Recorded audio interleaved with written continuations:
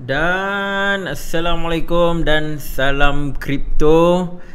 Tuan-tuan, puan-puan, nampaknya hari ini market agak down, ya. Jadi ramai yang sekarang ni berasa agak cemas, gelisah. Ni macam mana ni? Adakah Bitcoin akan terus menjunam sehingga 5,000, 4,000 USD ataupun Bitcoin terus mati kosong?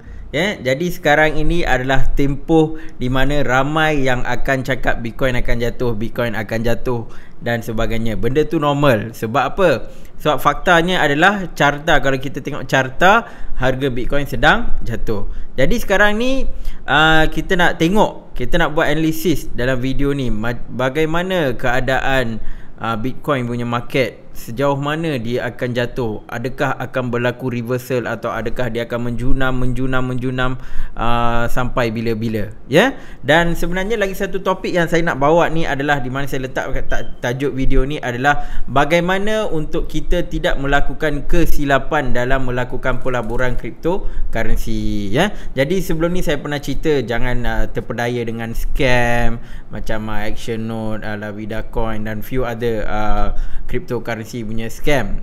So itu adalah salah satu benda yang perlu dielakkan lah. Dan yang lagi satu adalah walaupun kita melakukan pelaburan di platform yang betul untuk membeli Bitcoin, Ethereum dan sebagainya, tetapi kadang-kadang kita terlepas pandang dalam beberapa aspek di mana kita akan mengalami kerugian. Maksudnya projek cryptocurrency ni, projek cryptocurrency tersebut tu adalah sesuatu yang legit, sesuatu yang betul, tak ada scam, sesuatu yang bagus. Tetapi bila kita salah penilaian, boleh menyebabkan kerugian di pihak kita, ya. Jadi kita tengok dulu market, keadaan market hari ini di CoinGecko.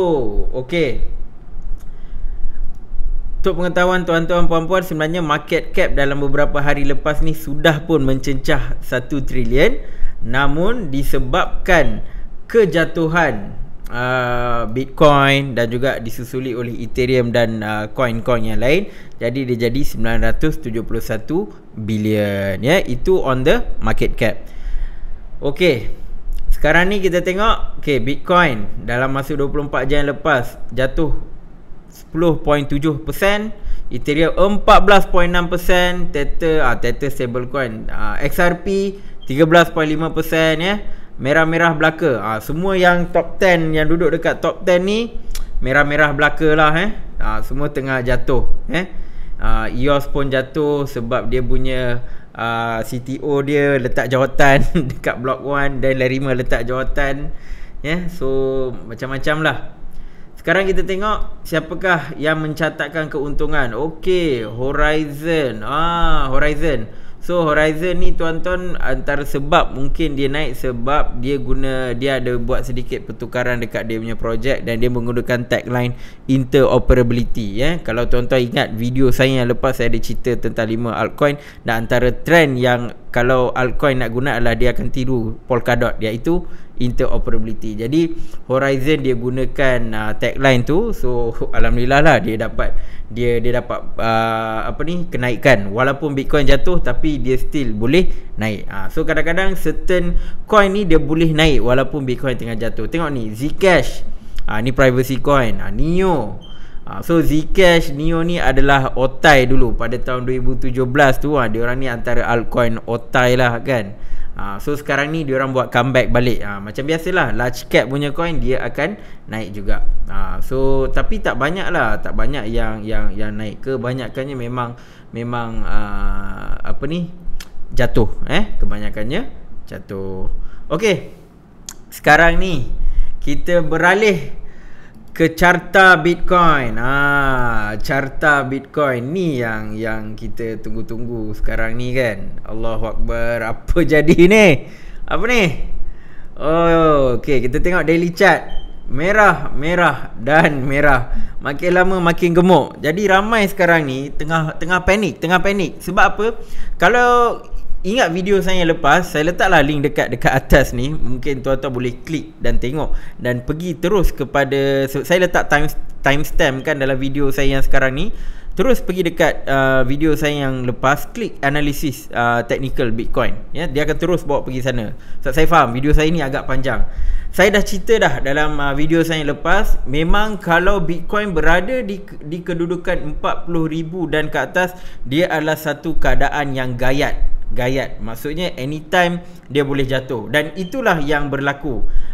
Sebenarnya bukan saya nak sangat dia jatuh, tuan-tuan puan-puan, kena faham apa yang kita perlukan adalah dalam mana-mana fasa bull run, dalam setiap kenaikan dia tak boleh naik terus je, itu tidak sihat.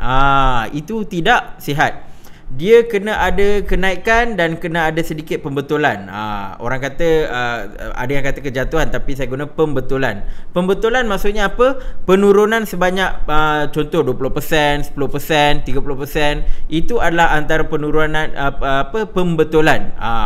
So apa yang berlaku sekarang ni adalah, buat masa sekarang saya nampak adalah pembetulan. Macam saya cerita dalam video yang lepas, even Bitcoin bull run pada 4 tahun yang lepas, kita tahun 2017, dia ada fasa-fasa pembetulan yang mana berlakunya penurunan sebanyak 30 ke 40%. Ada berlaku, So itulah yang tengah berlaku sekarang. Sebab saya duduk tunggu, okey, sekarang ni dia duduk hijau je, bila nak ada pembetulan? Sekarang ni adalah fasa pembetulan.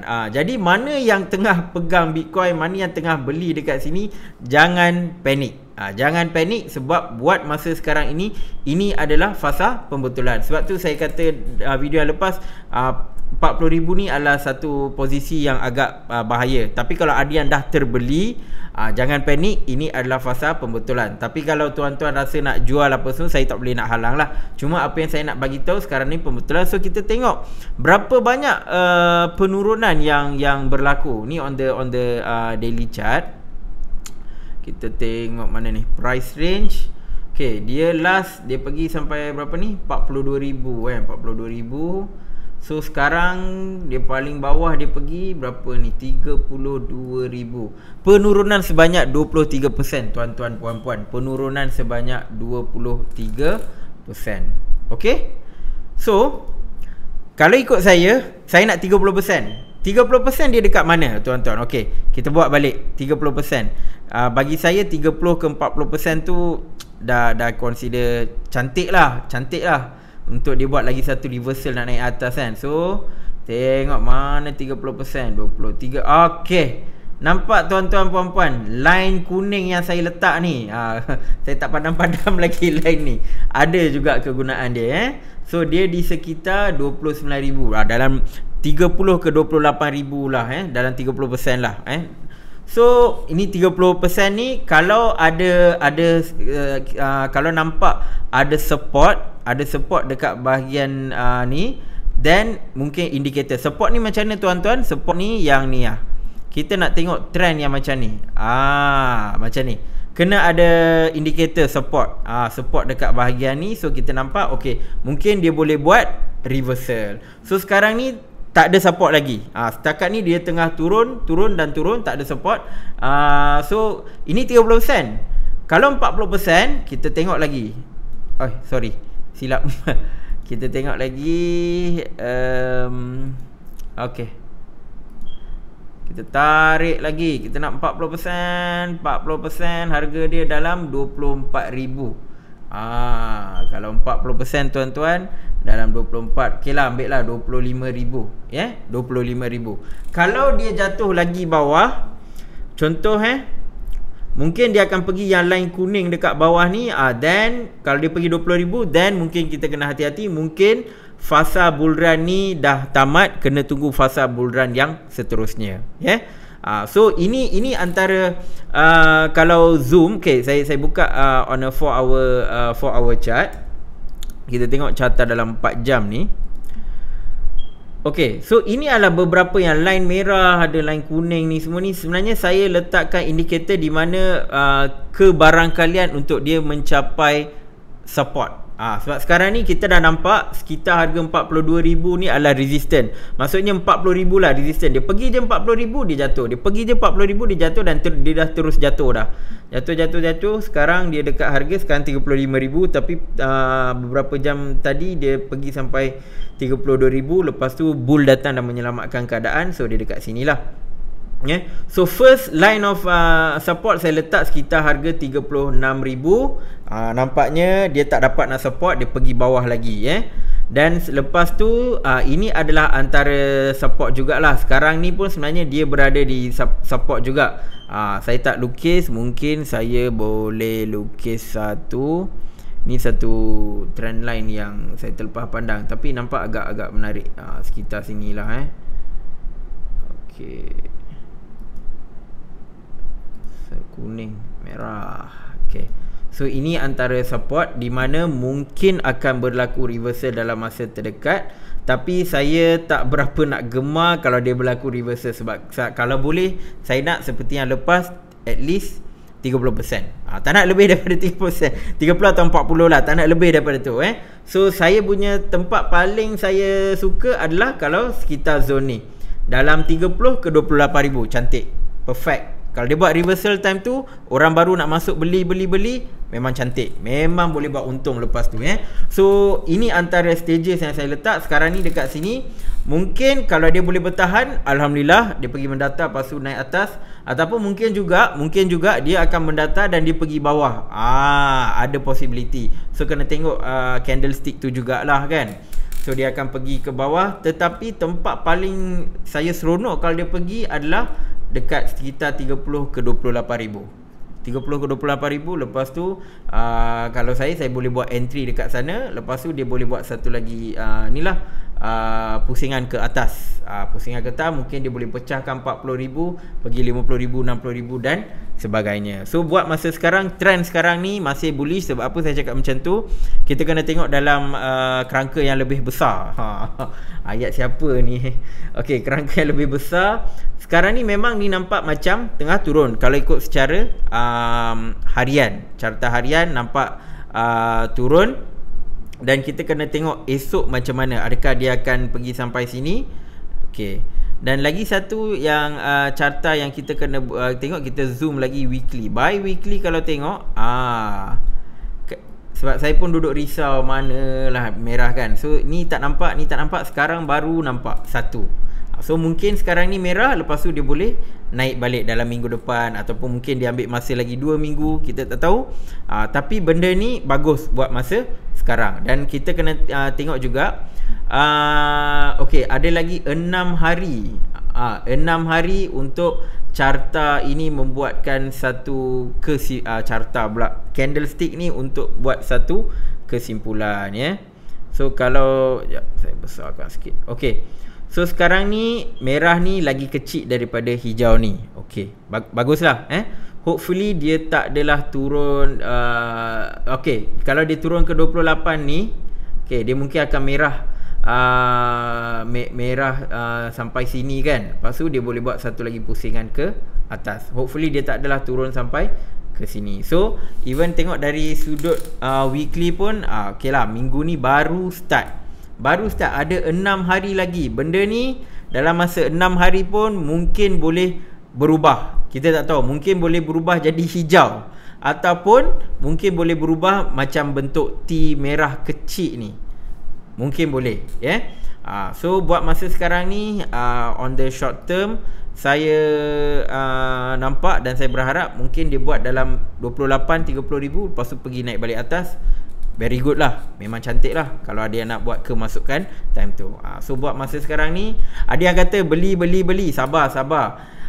Memang orang kata kalau jatuh bagus untuk beli. Tapi kadang-kadang kita kena tengok, jangan waktu dia tengah jatuh laju, waktu tu kita beli. Sebab tengok-tengok dia jatuh lagi, nanti kita pula panik lagi kan. Kata beli waktu tengah turun, asal pula dia turun lagi. Sebab tu kita kena tengok dia turun setakat mana. Dan penting juga kita tengok bentuk-bentuk candlestick. Kalau macam bentuk gemuk macam ni, sabar dulu. Tunggu dia bentuk nipis macam bentuk T ke, bentuk tukul hammer ke kan. Waktu tu mungkin dia akan buat kenaikan. Dan kita tengok candlestick yang kemudian untuk confirmation kan, dia naik ke ataupun turun lagi. Kalau dia naik, waktu tu kalau nak start masuk apa semua, waktu tu adalah antara langkah yang bagus lah. Kita tengok Ethereum pula. Ethereum lagi dahsyat. Ethereum lagi dahsyat dia punya jatuh. Aduh, ingatkan dia pergi 1,500 baru jatuh, tapi dia tak sempat kan. Tak apa. So apa berlaku dekat Ethereum? Yalah hari tu dia naik mendadak sampai 1000. Lepas tu dia naik. Ni dah bentuk segitiga ni. Selalunya bila ada segitiga ni dia akan buat big move. So big move dia buat lah. Dari 1002 pap naik sampai 1003 macam tu. Lepas tu dia buat big move ni. Ni lagi big ni. Dia terus jatuh. Dia cuba support sekitar sekitar berapa ni sekitar 1200 macam tu. Dia cuba support. Tapi memang sebab Bitcoin pun memang tengah jatuh, jadi memang Ethereum pun akan ikut juga Bitcoin, akan ikut eventually. So dia pun sekarang jatuh dan sekarang dia cuba cari support level yang terbaru lah, support level yang terbaru di sekitar sini. So saya draw line ni sebab saya jangkakan kalau dia pergi support level dekat sini, kemungkinan harga dia dekat 900, lepas tu dia buat reversal, ataupun maybe dekat 700 something, 760, 770, lepas tu dia buat reversal. So kalau kita tengok dari sudut pengurangan nilai dia, so pengurangan nilai dia, okay, last dia naik sampai sini. So kalau dia pergi awak tak ada pula ni. Okay, dari sini, alamak, ada masalah teknikal pula. Okay, price range.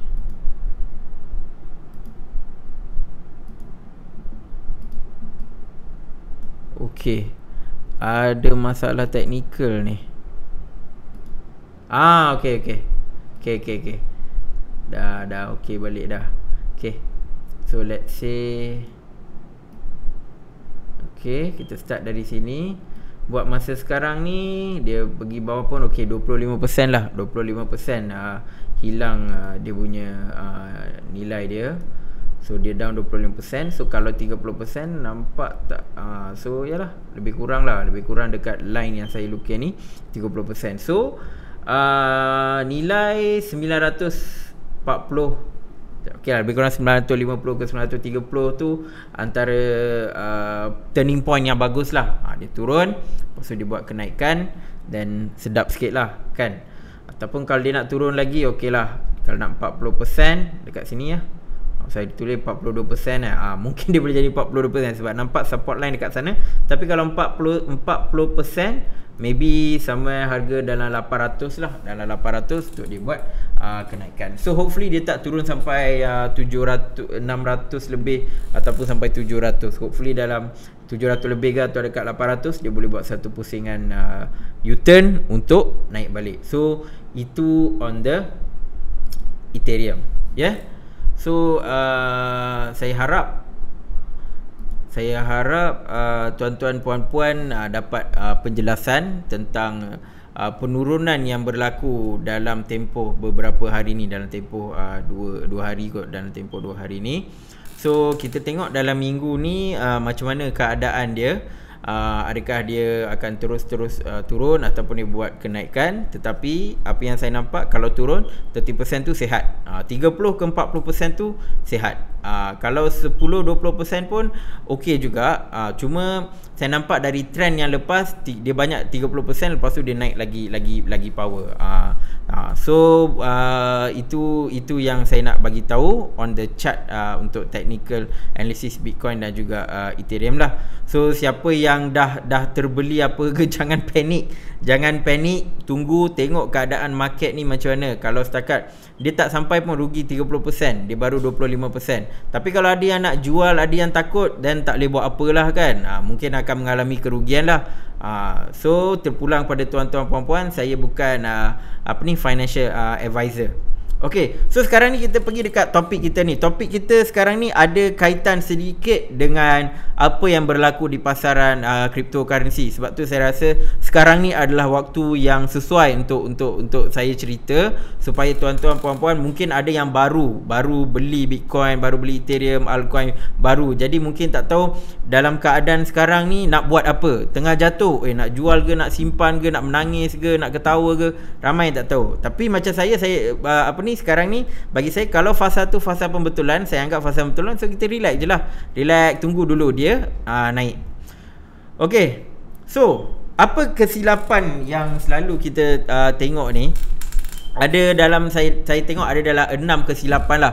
Kesilapan ni bukan je orang lain buat, saya pun pernah buat juga tuan-tuan puan-puan ya.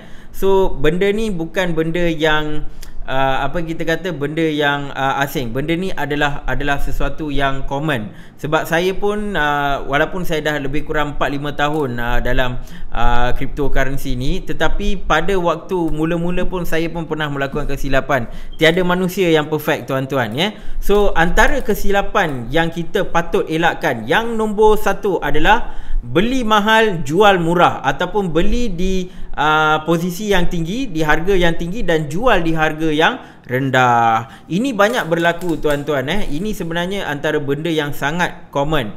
Sebab apa? Sebab bila kita tengok harga tu tengah naik, oh sedap tengah naik. Macam contohlah Bitcoin, okey, dia dah kat 40,000 sebab ramai beli dekat media. Selalunya kadang-kadang media dimainkan peranan. Bukan media cryptocurrency sebab media cryptocurrency dia lebih profesional. Dia faham market cryptocurrency ni macam mana. Tetapi media yang biasalah, media masa, media yang biasa-biasa ni, dia tak tahu. Bila harga naik dia report, oh harga tengah naik, beli-beli. Lepas tu bila orang beli, bila harga down dia akan cakap, oh Bitcoin nak mampus. Itu antara permainan media yang kita kena faham juga. Jadi tuan-tuan, benda pertama yang kena elak adalah beli mahal dan jual murah, ataupun beli dekat atas dan jual dekat bawah. So ada yang mungkin tertanya-tanya, macam mana nak tahu dekat mana atas, dekat mana bawah kan.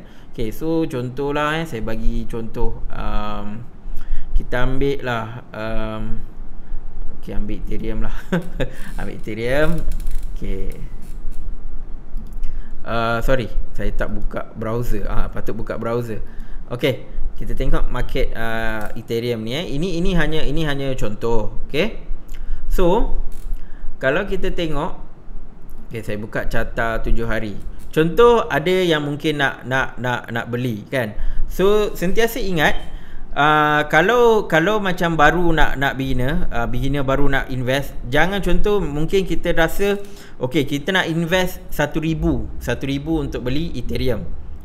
Okey, kalau jenis confident, jenis rasa tak ada masalah nak menanggung kerugian, beli je lah dekat mana-mana kan.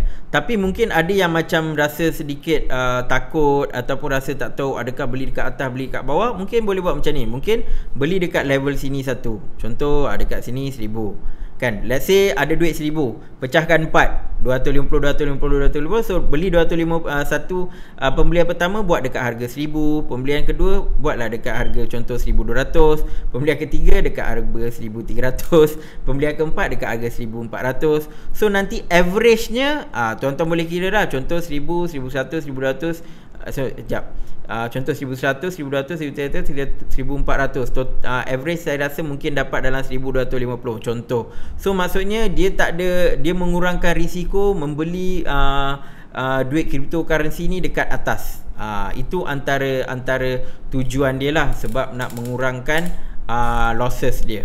Okay? So itu antara contoh. Tapi kalau jenis yang rasa macam leceh lah nak beli sikit-sikit, dan rasa boleh je beli terus kan. Kalau macam tu, pastikan betul-betul tengok ada support level apa, dekat sana baru masuk. Jangan masuk dekat dia tengah atas, tengah gayat tu, jangan masuk.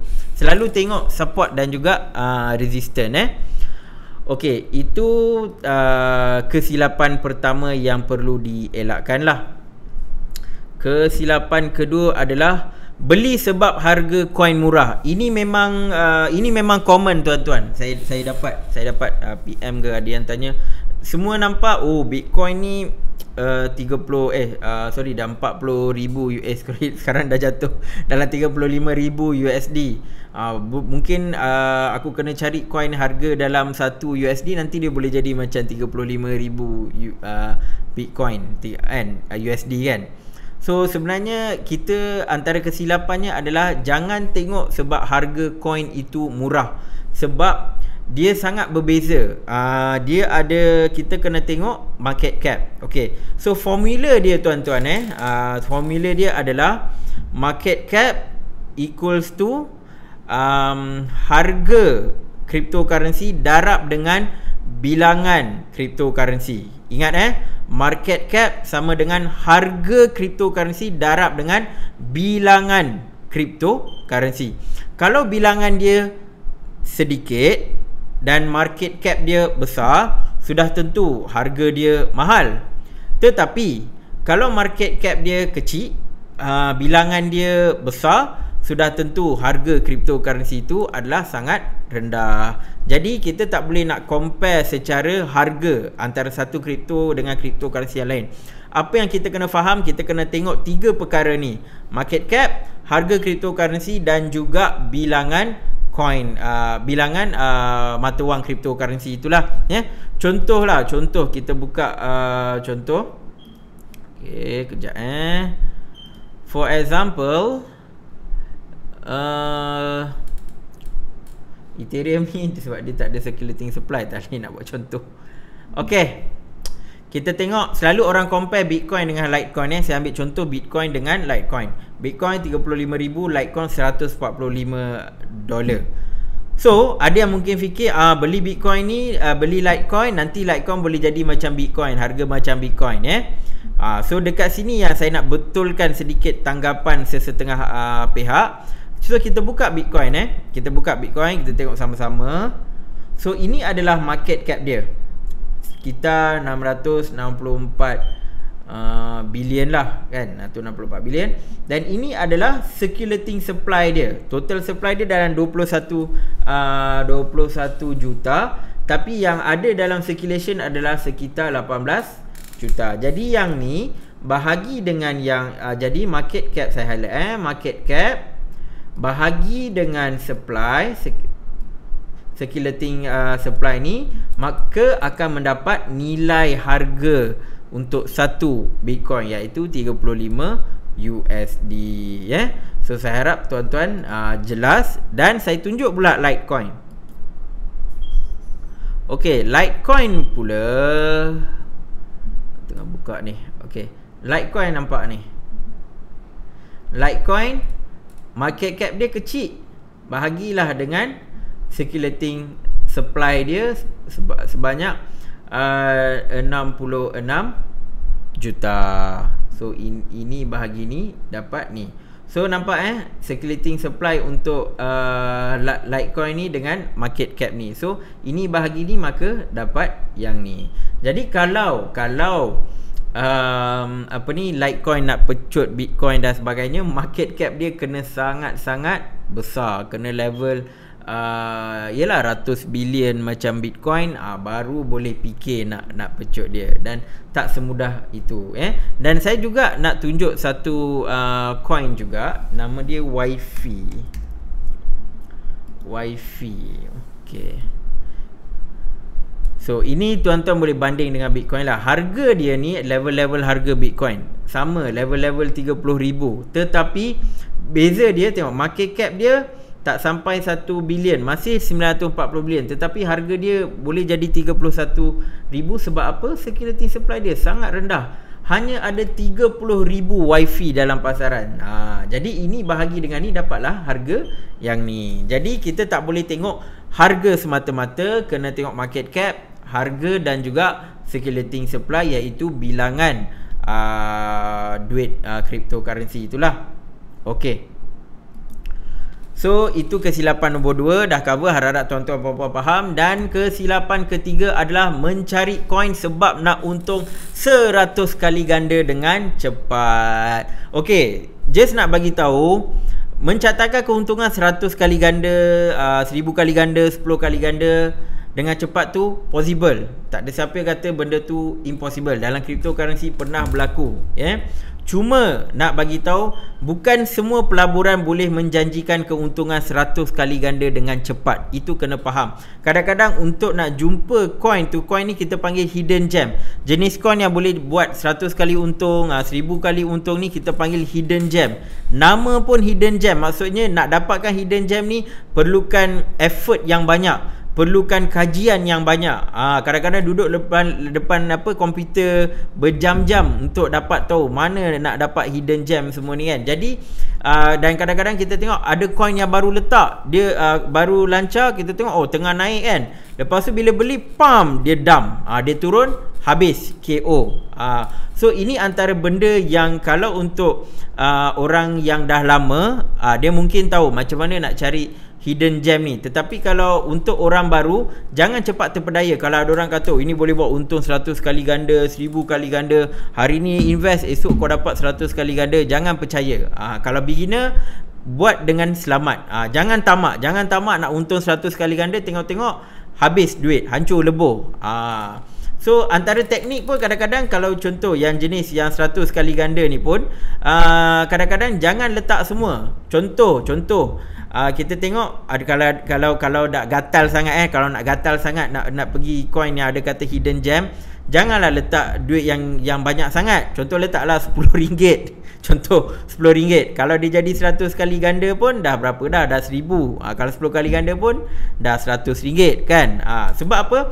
Sebab walaupun dia ada potensi untuk untung 100 kali ganda, dia ada potensi untuk rugi 100 kali ganda. Maksudnya kalau letak RM100, kalau dia rugi, dia turun 100 kali ganda ke bawah, habis lah duit tu. Tapi kalau rasa RM100 tu okey, boleh dapat balik, dan tak apalah. Tapi kalau jenis orang yang letak RM1000, RM20,000, RM30,000, RM100,000, kalau dia jatuh bawah 100 kali ganda, lala tinggal beratus je. Rugi tuan-tuan puan-puan. So ini antara kesilapan yang perlu dielakkan. Melainkan kalau dah ada pengalaman ataupun mungkin jenis yang tak kisah hilang duit, tak apa, teruskan.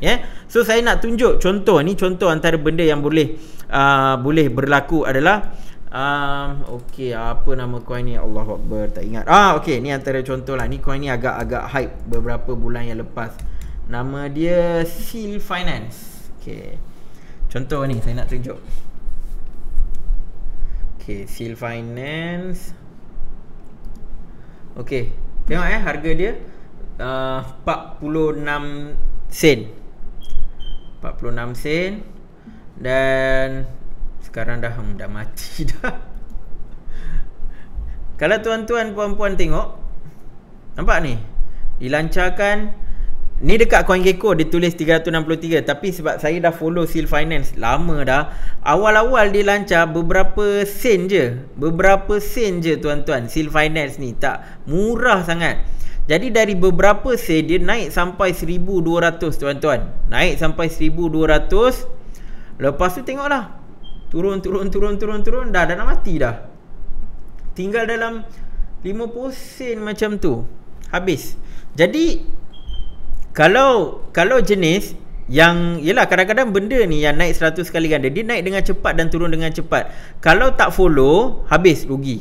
Contoh mungkin ada yang beli dekat harga 500 kan. Kalau pergi dekat 1000, untung dalam 2 kali ganda. Sempat keluar, okeylah, untung 2 kali ganda. Tapi kalau terlambat, habis duit pelaburan, dah habis dah. So ini antara contoh. Banyak sebenarnya coin-coin yang macam ni. Bukan nak kata coin ni coin scam, tetapi memang keadaan market yang pump and dump tu boleh mengakibatkan situasi begini.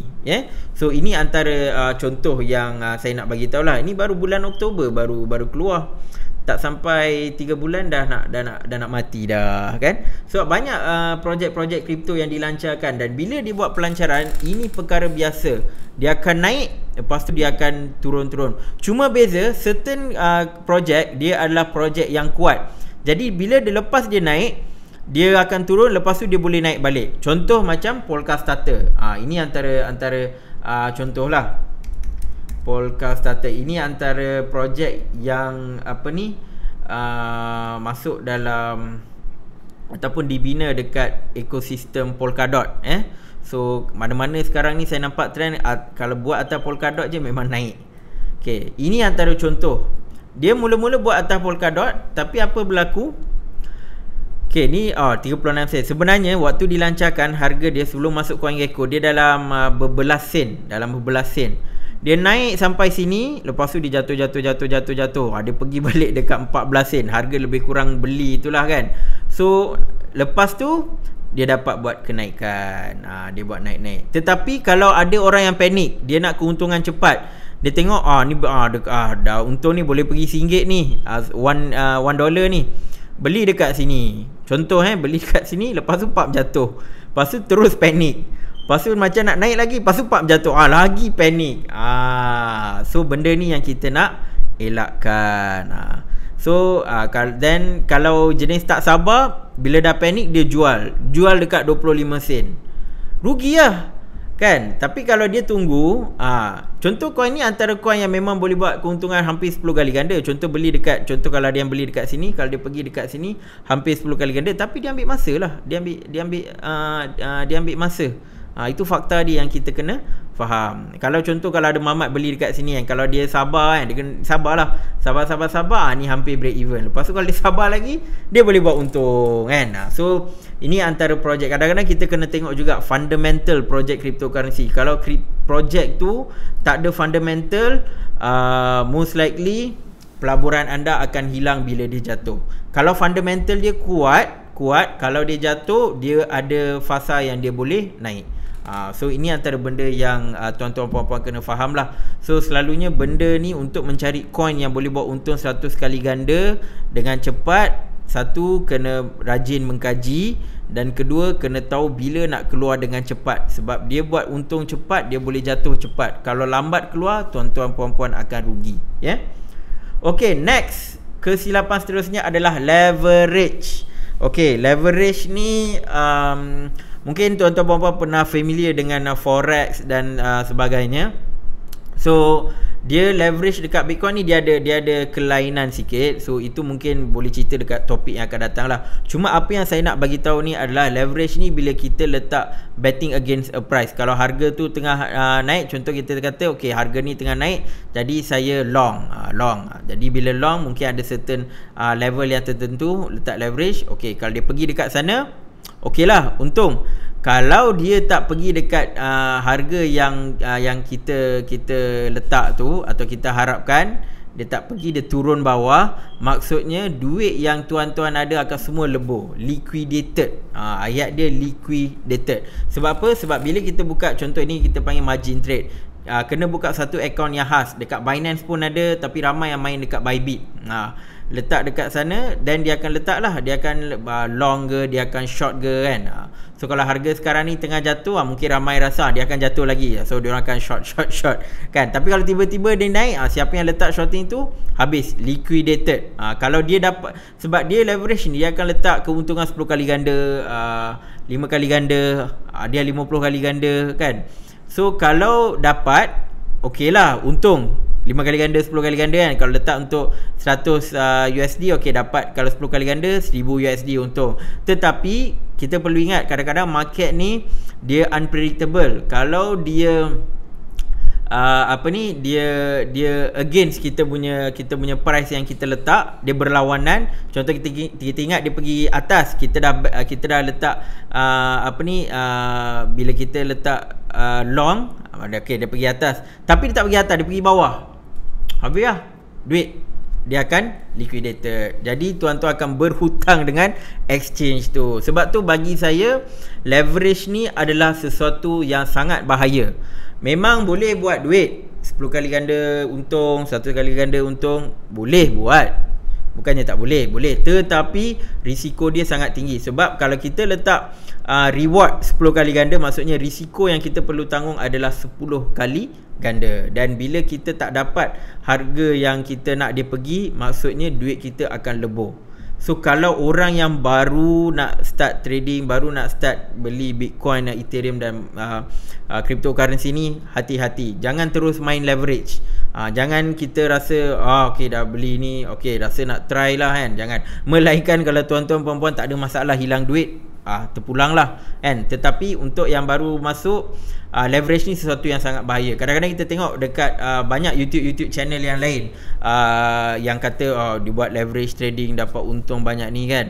Tetapi hakikat ini berdasarkan study, sebenarnya 10% je yang boleh buat untung. Kalau dalam contohlah dalam 100 orang yang buat leverage trading ni, mungkin 10 orang je yang buat untung betul-betul. Lagi 90% memang liquidated, memang rugi.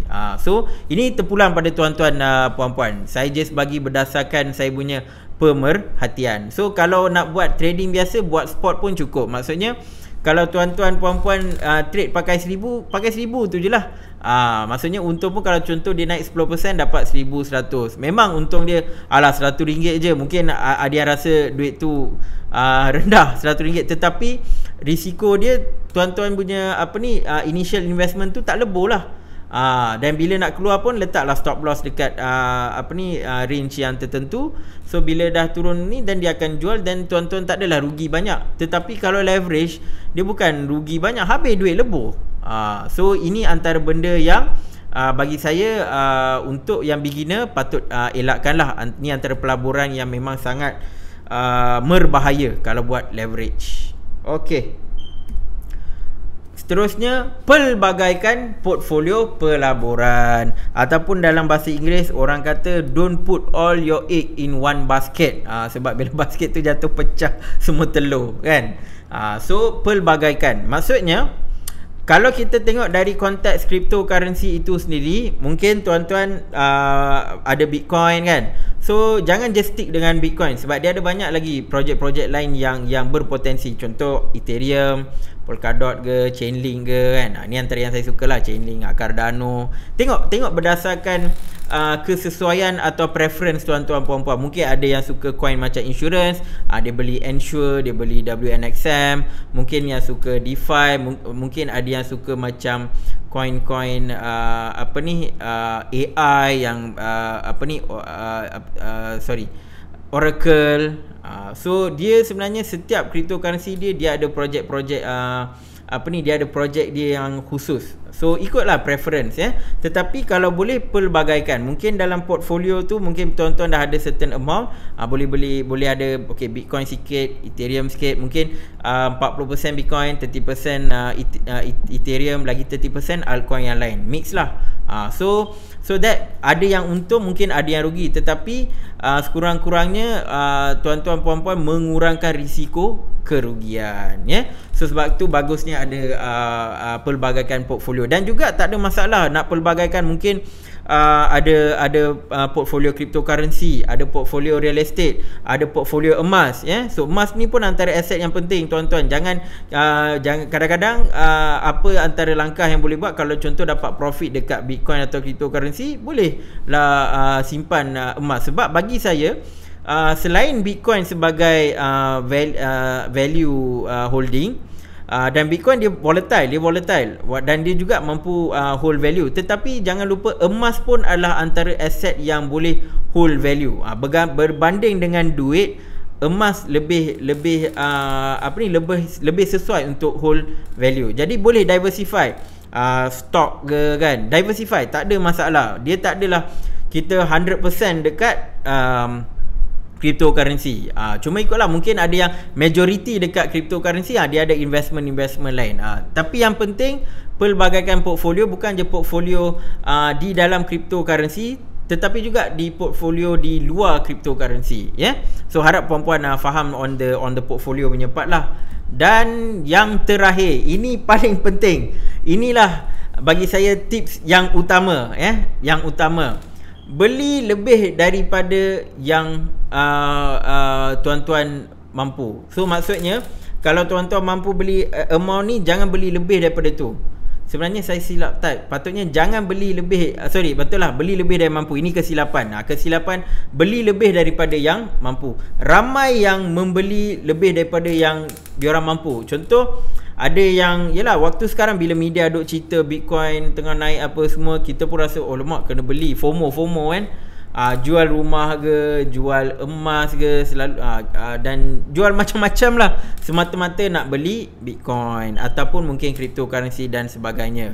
Okay, memang kadang-kadang boleh jadi itu adalah pelaburan yang berbaloi. Kalau dia naik 2 kali ganda, 3 kali ganda, alhamdulillah berbaloi. Tetapi dia ada risiko untuk harga dia jatuh. Kita kena ingat benda tu. Maksudnya benda ni boleh naik ataupun boleh turun. Namun ikut kemampuan. Kalau rasa okey ada cash banyak ni, nak invest ni, ada duit lebih, silakan. Tetapi kalau tak ada duit lebih, dia ikut kemampuan. Jangan sebab nak beli banyak-banyak gadai rumah, jual kereta dan sebagainya. Sebab bila harga jatuh, habis. Melainkan jenis yang dah ada pengalaman. Dia dah bertahun, dia dah buat trading pengalaman apa semua. Dan kalau yang dah ada pengalaman nak buat macam tu, tak apalah juga, sebab dia dah faham dah market macam mana. Tetapi yang baru nak masuk, jangan sesekali gadai barang ke apa ke. Sebab ni saya nampak dekat contoh scam punya pelaburan ni, macam Action Note lah contoh kan. Saya ada tengok ada pakcik ni